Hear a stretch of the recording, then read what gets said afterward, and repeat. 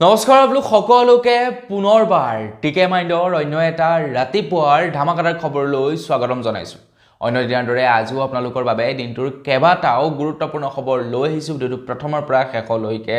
চাই থাকিব। আজিৰ প্ৰথম খবৰটো ওলাই পৰিছে অৰুণোদয় আঁচনিৰ ওপৰত। আপোনালোকৰ ঘৰৰ মা বা বাইদেৱে অৰুণোদয় আঁচনিৰ পইচা পায় নে নাপায় কমেণ্ট ছেকশ্যনত জনাবলৈ কিন্তু নাপাহৰিব। অৰুণোদয় আঁচনি 3.0 মুকলি কৰিলে অসমৰ মুখ্যমন্ত্ৰী ডক্টৰ হিমন্ত বিশ্ব শৰ্মাদেৱে। মন্ত্ৰী হিমন্ত বিশ্ব শৰ্মাদেৱে কৈছেই যে মাৰ্চৰ 10 তাৰিখৰ দিনাখন অৰুণোদয় আঁচনিৰ 9,000 টকাটো বেংকৰ একাউণ্টত ভৰাই দিব। মাৰ্চৰ 10 তাৰিখ পাবলৈ হ'ল, খুব শীঘ্ৰেই মহিলাসকলৰ একাউণ্টত এই 9,000 টকাটো সোমাব আৰু মহিলাসকল এতিয়া ধনী হৈ পৰিব। তাৰ সমান্তৰালভাৱে অৰুণোদয় আঁচনিৰ ওপৰত খবৰ ওলাই পৰিছে। নতুনকৈ প্ৰায় 2,31,848 গৰাকী মহিলাক অৰুণোদয় আঁচনিৰ জৰিয়তে 9,000 টকাকৈ প্ৰদান কৰিব বুলি জনাইছে। সৰ্বমুঠ এতিয়া 39,70,892 গৰাকী মহিলাই এই 9,000 টকাটো লাভ কৰিব বুলি জনাইছে। এইবাৰ প্ৰায় 3,645 কোটি টকা সৰ্বমুঠ মুকলি কৰিব অৰুণোদয় আঁচনিৰ জৰিয়তে। আপোনালোকে বাৰু অৰুণোদয় আঁচনিৰ পইচা লাভ কৰিছিলে নে নাই কৰা কমেণ্ট ছেকশ্যনত জনাবলৈ কিন্তু নাপাহৰিব। যদি আপোনালোকে অৰুণোদয় আঁচনিৰ পইচা পায় তেন্তে আপোনালোকে 10 মাৰ্চ তাৰিখৰ দিনাখন পইচাখিনি লাভ কৰিব, মানে 9,000 টকাকৈ লাভ কৰিব। ইমান এটা ভাল খবৰ দিছোঁ, লাইক এটা কিন্তু নকৰাকৈ নাথাকিব। আগবাঢ়িছোঁ ইয়াৰ পাছৰ খবৰ ফালে। খবৰ ওলাই পৰিছে লক্ষ্ণৌৰ পৰা। যোৱাকালি লক্ষ্ণৌত মানুহে হোলী খেলিবলৈ বাদ দিলে। হোলী খেলাৰ পৰিৱৰ্তে যোৱাকালি লক্ষ্ণৌত মানুহে পেট্ৰল ডিজেল ভৰাবৰ কাৰণে ডিপুসমূহত ভিৰ কৰা পৰিলক্ষিত হৈছে। খবৰ ওলাই পৰিছে যোৱাকালি এটা বাতৰি প্ৰচাৰ হৈছিলে লক্ষ্ণৌত, যিটো এটা উৰা বাতৰি আছিলে। যোৱাকালি খবৰ ওলাই পৰিছিলে যে পেট্ৰল আৰু ডিজেলৰ দাম 500 টকা লিটাৰ হ'বগৈ আজিৰে পৰা। যোৱাকালি খবৰ ওলাইছিলে যে আজিৰে পৰা পাৰ লিটাৰ পেট্ৰলৰ দাম হ'বগৈ 500 টকা, যাৰ কাৰণে নেকি লক্ষ্ণৌত একাংশ লোকে ভিৰ কৰিছে পেট্ৰল ডিপুসমূহ। একাংশ লোকে হোলী খেলিবলৈ বাদ দিছে যে 500 টকা পেট্ৰল ডিজেল আমি ভৰাব নোৱাৰোঁ, গতিকে আজিয়ে আমি ভৰাই লওঁ পেট্ৰল ডিজেল। ডিপুসমূহ ভিৰ কৰিছে যোৱাকালি লক্ষ্ণৌত। আপোনালোকে বাৰু এনেধৰণৰ খবৰবিলাক পাইছিলে নেকি কমেণ্ট ছেকশ্যনত জনাব, কিয়নো বৰ্তমান সময়ত তৃতীয় বিশ্বযুদ্ধৰ প্ৰায় আৰম্ভণি হৈছে বুলি ক'ব পাৰি, যাৰ কাৰণে নেকি আমাৰ ভাৰতত নাটনি হৈছে পেট্ৰল আৰু ডিজেলৰ। আমাৰ ভাৰতত এনে অৱস্থা হৈছে মাত্ৰ 50 দিনৰ কাৰণেহে বোলে মজুত আছে খাৰুৱা তেল। গতিকে এনেধৰণৰ বাতৰিবিলাক প্ৰচাৰ হোৱাৰ লগে লগেই লক্ষ্ণৌত একাংশ লোকে ভিৰ কৰিলে পেট্ৰল ডিপু। গতিকে এনেকৈ যদি হৈ থাকে, আমাৰ ইয়াতে যদি ওলাই গ'লহেঁতেন যোৱাকালি খবৰটো মানুহে একদম ডিপু ভৰ্তি কৰিলেহেঁতেন। তো আপোনালোকে বাৰু এই খবৰটো পাইছিলে নেকি কমেণ্ট ছেকশ্যনত জনাব। আগবাঢ়িছোঁ ইয়াৰ পাছৰো খবৰ ফালে। খবৰ ওলাই পৰিছে এইখিনি এটা পলিটিক্সৰ খবৰ ওলাই পৰিছে। অসমৰ মুখ্যমন্ত্ৰী ডক্টৰ হিমন্ত বিশ্ব শৰ্মাদেৱে জনাইছে যে বিজেপিৰ 190 জনীয়া প্ৰাৰ্থীৰ তালিকা এতিয়া চূড়ান্ত কৰা হৈছে বুলি জনাইছে মন্ত্ৰী হিমন্ত বিশ্ব শৰ্মাদেৱে। আৰু যিখন তালিকা এতিয়া দিল্লীলৈ প্ৰেৰণ কৰা হৈছে, দিল্লীৰ ফালৰ পৰা সেইখনক ভেৰিফাই কৰাৰ পাছত প্ৰাৰ্থীৰ তালিকা ঘোষণা কৰিব বিজেপি ফালৰ পৰা। কিন্তু এতিয়ালৈকে বিজেপি আৰু অগপৰ যি মিত্ৰতা, সেই মিত্ৰতা কিন্তু এতিয়ালৈকে সঠিক হোৱা নাই। বিজেপি আৰু অগপৰ মাজত কেইখন আসনৰ ভাগ বতৰা হ'ব, অগপই ক'ত আসন বিচাৰিছে সেই সম্পৰ্কে এতিয়ালৈকে চূড়ান্ত হোৱা নাই। কিন্তু বিজেপি ফালৰ পৰা প্ৰাৰ্থীৰ তালিকা ইতিমধ্যে দিল্লীলৈ পঠাইছে বুলি খবৰ ওলাইছে। মন্ত্ৰী হিমন্ত বিশ্ব শৰ্মাদেৱে জনোৱা অনুসৰি 2 এদিনৰ ভিতৰতেই অগপৰ সৈতে প্ৰাৰ্থীৰ তালিকা, মানে অগপৰ কোনকেইখন ঠাইত অগপক প্ৰাৰ্থিত্ব প্ৰদান কৰিবৰ কাৰণে চিট প্ৰদান কৰা হ'ব সেই সম্পৰ্কে 2 এদিনৰ ভিতৰত মিত্ৰতাৰ সন্দৰ্ভত আপোনালোকক সকলোবিলাক তথ্য জনাব বুলি জনাইছে মন্ত্ৰী হিমন্ত বিশ্ব শৰ্মাদেৱে। এইবাৰ যি দুটা নেকি ৰাষ্ট্ৰীয় ৰাজনৈতিক দল আছে, বিজেপি আৰু কংগ্ৰেছ, এই দুয়োটা দলে কিন্তু অকণমান মিত্ৰসকলক মানে বেমেজালিত পেলাইছে। বিজেপিয়ে অগপক পেলাইছে আৰু তাৰ লগতে কংগ্ৰেছে বাকী তেওঁলোকৰ বিৰোধী যিসকল মিত্ৰ পাৰ্টি আছে সেইসকলক অকণমান বেমেজালি পেলোৱা দেখিবলৈ পোৱা গৈছে। ৰাইজৰ দলতো একপক্ষে ক'বলৈ গ'লে প্ৰায় বাহিৰেই কৰিছে বিৰোধী মিত্ৰজোঁটৰ পৰা। তো দেখা যাওক আগন্তুক নিৰ্বাচন এইবাৰ কি হয়। হয় কি ভাবে আপোনালোকে কোনে চৰকাৰ গঠন কৰিব কোনে সেই হাঁহি মাৰিব কোন আকৌ আপোনালোকে কাক মানে আকৌ এবাৰ মুখ্যমন্ত্ৰী হিচাপে বিচাৰে মানে 2026ত কাক আপোনালোকে মুখ্যমন্ত্ৰী হিচাপে বিচাৰে কমেন্ট সেকশনত জনাবলৈ নাপাহৰিব আগৈছিয়াৰ পাছৰ খবৰ ফালে বৰ্তমান সময়ত ইৰাণ আৰু ইজৰাইলৰ যুদ্ধ চলি আছে ইৰাণ আৰু ইজৰাইলৰ যুদ্ধৰ মাজতেই খবৰ ওলাই পৰিছে যে ভাৰতৰ লগতে বিভিন্ন দেশলৈ খাৰুৱা তেলৰ ট্যাঙ্ক অহা জলপথ বন্ধ কৰি দিছে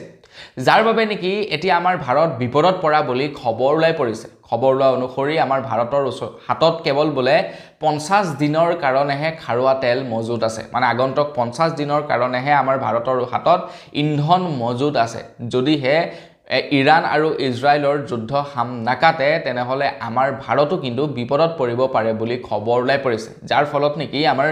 ভাৰতত পেট্ৰল আৰু ডিজেলৰ নাটনি হ'ব ফলস্বৰূপে পেট্ৰল ডিজেলৰ দামটো বৃদ্ধি পাব এতিয়া দেখা যাওক যে এই যুদ্ধ কিমান দিনলৈকে চলে সকলো দেখে কিন্তু অনুৰোধ কৰি আছে ইৰাণ আৰু ইজৰাইলৰ যুদ্ধ মানে বন্ধ কৰিবৰ কাৰণে কিন্তু তেওঁলোকৰ যুদ্ধ ৰখাই দিয়া নাই যুদ্ধ অবিৰতভাৱে চলি আছে যাৰ ফলত নেকি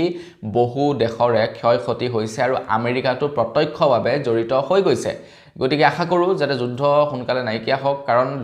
এবাৰ পাকিস্তান শ্ৰীলংকা এই দেশবিলাকত ক্ৰাইসিস চলি গৈছে আকৌ এবাৰ যদি সেই দেশবিলাকত ক্ৰাইসিস চলিবলৈ হয় সেই দেশবিলাক আকৌ বৰবাদ হ'ব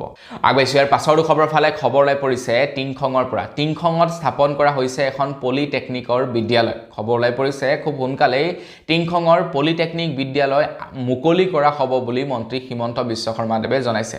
টিংখঙক যথেষ্ট পৰিমাণৰ সুবিধা প্ৰদান কৰিছে অসম চৰকাৰৰ ফালৰ পৰা টিংখঙত এতিয়া প্ৰায় 25 কোটি টকা বিনিয়োগ হ'ব য'ত নেকি বহুতো লোকেল লৰাই মানে টিংখঙৰ স্থানীয় যুৱকে তাতে সংস্থাপন লাভ কৰিব বুলি খবৰ লাই পৰিছে তাৰ সমান্তৰালভাৱে এতিয়া টিংখঙত খুব সোনকালেই এখন পলিটেকনিকৰ বিদ্যালয়ও মুকলি কৰা হ'ব আপুনি বাৰু এই ভিডিওটো অসমৰ কোন ডিস্ট্ৰিক্টৰ পৰা চাই আছে কমেন্ট সেকশনত জনাবলৈ নাপাহৰিব আগৈছিয়াৰ পাছৰ খবৰ ফালে আজি খবৰ বৰ বিশেষ নাছিলে আজি খবৰ খুবেই মানে সীমিত কিয়নো পলিটিক্সৰ খবৰেই ঢেৰ ওলাই আছে পলিটিক্সৰ খবৰ আৰু তাৰ লগতে যুদ্ধৰ খবৰ তো সেইবাবে বাছি কেইটামানহে খবৰ আপোনালোকৰ বাবে আজি যুগুত কৰিব পাৰিছো এতিয়া আকৌ খবৰ লাই পৰিছে পলিটিক্সৰ লগত জড়িত এটা গুৰুত্বপূৰ্ণ খবৰ ৰাইজৰ দলৰ তৰফৰ পৰা কেইবাটাও সমষ্টিৰ বাবে তেওঁলোকে প্ৰাৰ্থীৰ তালিকা ঘোষণা কৰি দিছে মন্ত্ৰী হিমন্ত বিশ্ব শৰ্মাইটো কৈছে সেই তালিকাখনক সিৰিয়াসলি ল'ব নালাগে কিয়নো ৰাইজৰ দলৰ হৈতে কংগ্ৰেছৰ মিত্ৰতা হোৱাৰ কথা আছিলে কিন্তু ৰাইজৰ দলক চেৰ পেলাই কংগ্ৰেছে তেওঁলোকৰ প্ৰাৰ্থীৰ তালিকা ঘোষণা কৰি দিলে আৰু য'ত নেকি অসন্তুষ্ট প্ৰকাশ কৰিছে ৰাইজৰ দলে আৰু এক প্ৰকাৰে এতিয়া ৰাইজৰ দলে নিজাববীয়াকৈ নিৰ্বাচন খেলাৰ সিদ্ধান্ত লৈছে এতিয়া অসমৰ মুখ্যমন্ত্ৰী ডক্টৰ হিমন্ত বিশ্ব শৰ্মাদেৱে কৈছে যে ৰাইজৰ দলৰ যিখন নেকি তালিকা প্ৰকাশ কৰা হৈছে সেই তালিকাখনক সিৰিয়াসলি ল'ব নালাগে যেতিয়ালৈকে নমিনেশন উইড্ৰল টাইম পাৰ নহয় তেতিয়ালৈকে মানে বিশ্বাস কৰিব পৰা নাযায় ৰাইজৰ দলৰ ওপৰত বা অখিল গগৈক বিশ্বাস কৰিব পৰা নাযায় বুলি জনাইছে মন্ত্ৰী হিমন্ত বিশ্ব শৰ্মাদেৱে বাৰু যি কি নহওক কোন কেইটা সমষ্টিৰ কাৰণেনো টিকট ঘোষণা কৰিছে ৰাইজৰ দলে আহকচোন চাই লওঁ ৰাইজৰ দলে প্ৰায় 11টাকৈ সমষ্টিৰ কাৰণে তেওঁলোকে মানে টিকট তালিকা ঘোষণা কৰিছে তাৰে ভিতৰত হৈ গ'ল পূব গোৱালপাৰা জালুকবাৰী মানাহ দলগাঁও ঢিং তেজপুৰ চিচি বৰগাঁও মাৰ্ঘেৰিটা ডিগবৈ মৰিয়নি আৰু বুকাঘাট এই কেইটা সমষ্টিৰ কাৰণে মানে প্ৰাৰ্থীৰ তালিকা ঘোষণা কৰিছে এতিয়ালৈকে শিৱসাগৰকে ধৰি কেইবাটাও সমষ্টি বাকি আছে যিকেইটা সমষ্টি ডিঙি পূৰ্বৰ পৰাই ৰাইজৰ দলে নিৰ্বাচন খেলিম বুলি কৈ আছিল অৱশ্যে তেওঁলোকে বেছি কেইটা সমষ্টিত নিৰ্বাচন নেখেলু বুলি কৈছিলে তেওঁলোকে অৱশ্যে প্ৰায় 18টা মান সমষ্টিতহে খেলিম বুলি কৈছিলে কিন্তু তাৰে ভিতৰত যেহেতু কংগ্ৰেছে সহাৰি ভালদৰে নিদিলে তো তাৰ কাৰণে তেওঁলোকে 11টা বিধানসভা সমষ্টিৰ কাৰণে প্ৰাৰ্থীৰ তালিকা ঘোষণা কৰি দিলে অখিল গগৈয়ে কোৰ পৰা নিৰ্বাচন খেলিব এতিয়ালৈকে সিদ্ধান্ত হোৱা নাই তেখেতে মেবি চাগে শিৱসাগৰৰ পৰাই নিৰ্বাচন খেলিব যদিহে কংগ্ৰেছে তাতে মানে ষ্ট্ৰং প্ৰাৰ্থী দি দিয়ে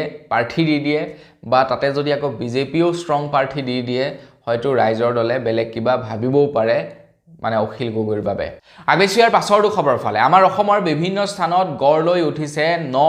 এপিএসসি কোচিং সেন্টাৰ এই এপিএছচি কোচিং চেণ্টাৰসমূহৰ ওপৰত এতিয়া নাকি লগাবৰ কাৰণে অসমৰ মুখ্যমন্ত্ৰী ডক্টৰ হিমন্ত বিশ্ব শৰ্মাদেৱে যোৱাকালি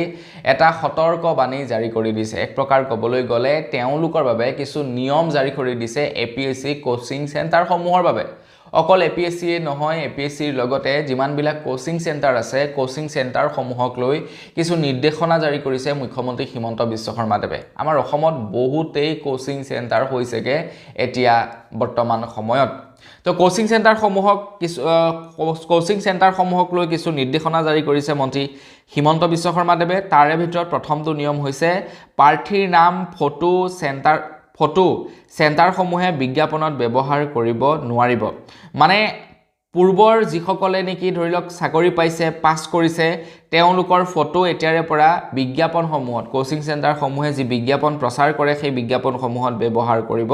নোৱাৰিব কোচিং চেণ্টাৰত শিক্ষাৰ্থীক যি পঢ়ায় তাৰ ওলোটা প্ৰশ্ন কাটিবলৈ নিৰ্দেশ জনাইছে মানে কোচিং চেণ্টাৰসমূহে যি প্ৰশ্ন আহিব বুলি মানে সম্ভাৱ্য প্ৰশ্নসমূহ মানে শিক্ষাৰ্থীসকলক দিয়ে তাৰ ওলোটা প্ৰশ্ন কাটিবৰ কাৰণে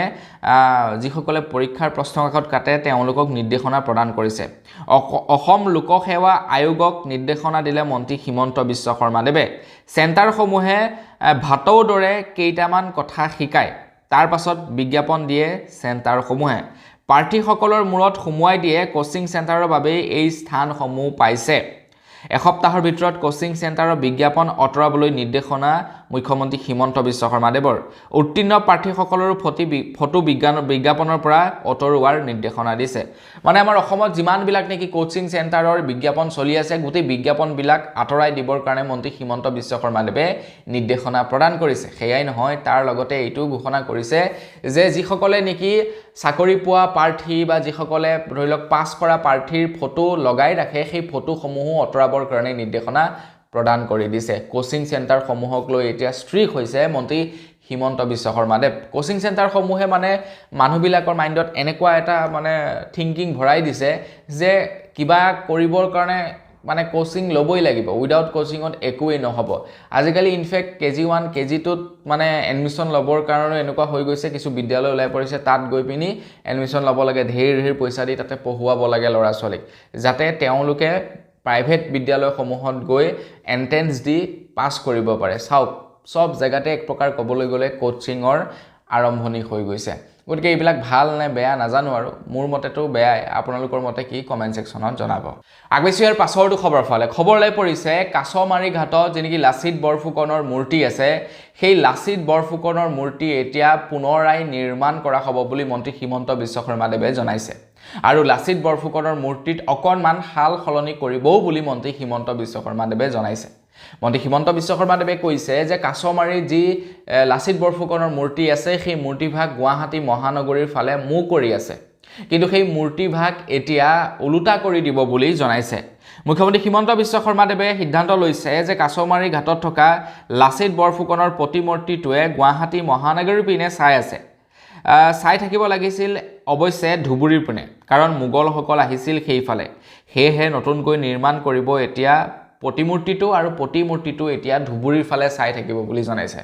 মানে এক্স্যাক্টলি গুৱাহাটীৰ ফালে চাই আছে কাছমাৰীৰ লাচিত বৰফুকনৰ মূৰ্তিটো কিন্তু লাচিত বৰফুকনৰ মূৰ্তিটোৱে চাই থাকিব লাগিছিল বোলে ধুবুৰীৰ ফালে কাৰণ ধুবুৰীৰ ফালৰ পৰাই মোগলসকল আহিছিল আৰু সেইভাবে এতিয়া লাচিত বৰফুকনৰ মূৰ্তিটো নৱনিৰ্মাণ কৰিব আৰু লাচিত বৰফুকনৰ মূৰ্তিটোৱে চাই থাকিব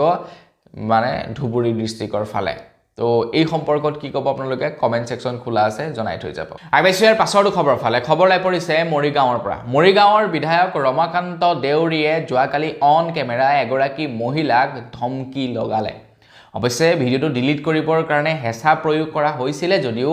যিজনে সেই ভিডিওটো প্ৰস্তুত কৰিছিলে ভিডিওটো ডিলিট নকৰিল আৰু তাৰ পাছতেই সামাজিক মাধ্যমত ভিডিওটো প্ৰচাৰ হ'ল যোৱাকালি ৰমাকান্ত দেউৰীয়ে এটা পথ নিৰ্মাণৰ উদ্বোধন কৰিবৰ কাৰণে তেখেতে গৈছিল আৰু সেই সময়তে এগৰাকী মহিলাই কৈছে যে এই কামটো কৰিবৰ লাগিছিল কেতিয়াবাই কিন্তু আৰম্ভণি কৰিবলৈ আহিছে আপুনি এতিয়া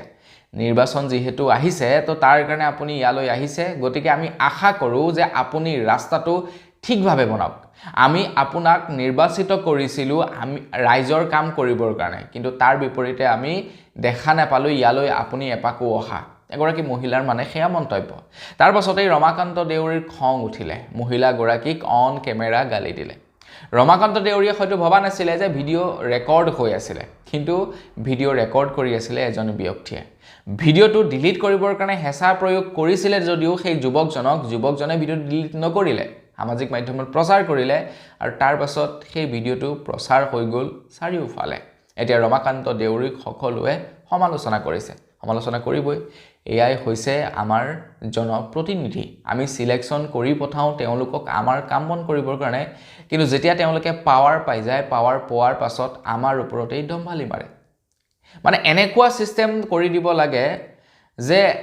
যদি আমাৰ জনপ্ৰতিনিধিয়ে আমাৰ কাম নকৰে আমি যেনেকৈ তেওঁলোকক সিলেকশন কৰাৰ আমাৰ হাতত ৰাইট থাকে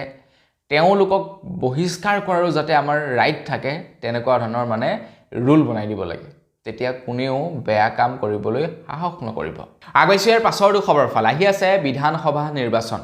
বিধানসভা নিৰ্বাচনত এইবাৰ বহুকেইটা সমষ্টি এছচি সকলৰ কাৰণে সংৰক্ষিত কৰিছে এতিয়া এছচি সকলৰ কাৰণে সংৰক্ষিত কৰিছে কিছু আকৌ প্ৰাৰ্থীয়ে ভুৱা এছচি সাৰ্টিফিকেট লৈ সংৰক্ষিত স্থানসমূহত তেওঁলোকে নিৰ্বাচন খেলিবৰ কাৰণে এছচি সাৰ্টিফিকেট উলিয়াইছে বুলি খবৰলৈ পৰিছে তেওঁলোকে এছচি সাৰ্টিফিকেট দাখিল কৰিছে এতিয়া বহু কেইজন নেতাৰ ওপৰত বহু কেইজন মানে টিকট প্ৰত্যাশীৰ ওপৰত অভিযোগ উত্থাপিত হৈছে অভিযোগ উত্থাপিত হোৱা অনুসৰি তেওঁলোকে ভুৱা এছচি সাৰ্টিফিকেট লৈ তেওঁলোকে নিৰ্বাচনত অৱতীৰ্ণ হৈছে নিৰ্বাচনৰ প্ৰাৰ্থিত্ব প্ৰত্যাশী একাধিকৰ লোক অনুসূচিত জাতিৰ ভুৱা প্ৰমাণপত্ৰৰ সন্দৰ্ভত প্ৰধানমন্ত্ৰী নৰেন্দ্ৰ মোদী আৰু গৃহমন্ত্ৰী অমিত শাহলৈ পত্ৰ সদৌ অসম কৈবৰ্ত যুৱ ছাত্ৰ সন্মিলনৰ তৰফৰ পৰা খবৰ ওলোৱা অনুসৰি ডিমৰীয়া সমষ্টিৰ প্ৰাৰ্থিত্ব প্ৰত্যাশী নাবাৰুণ মেধি দীপজ্যোতি মেধি সুজিত বিশ্বাস এছচিৰ ভুৱা প্ৰমাণপত্ৰ লোৱা বুলি এতিয়া অভিযোগ উত্থাপিত হৈছে তাৰ লগতে বিহালী সমষ্টিৰ বাবে প্ৰাৰ্থিত্বৰ দাবীদাৰ মুনিন্দ্ৰ দাস অৰূপ কুমাৰ দাস অজয় সিঙৰ প্ৰমাণপত্ৰ মানে যিনি এছচিৰ প্ৰমাণপত্ৰ সেয়াও ভুল বুলি তেওঁলোকে অভিযোগ উত্থাপিত কৰিছে এনেকৈ বহু